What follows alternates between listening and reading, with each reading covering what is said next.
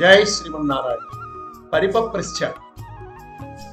దశరథునికి కలిగిన సంతానము నలుగురా లేక ఒక్కరా? పుత్రకామేష్టాది యాగాల అనంతరం దశరథుడు అందరినీ సంతోషంతో సాగనంపి అభీష్ట సిద్ధికై నిరీక్షిస్తూ కాలం గడుపుతున్నాడు. 6 ఋతువులు గడిచాయి.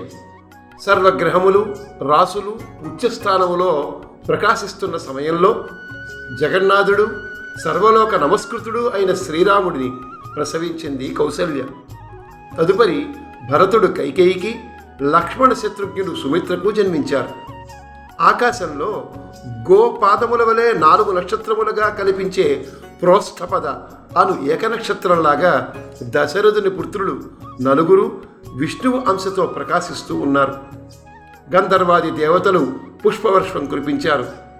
అయోధ్యానగరమంతా ఆనందోత్సాహాలతో తేలియాడుతోంది. జై శ్రీమన్నారాయణ.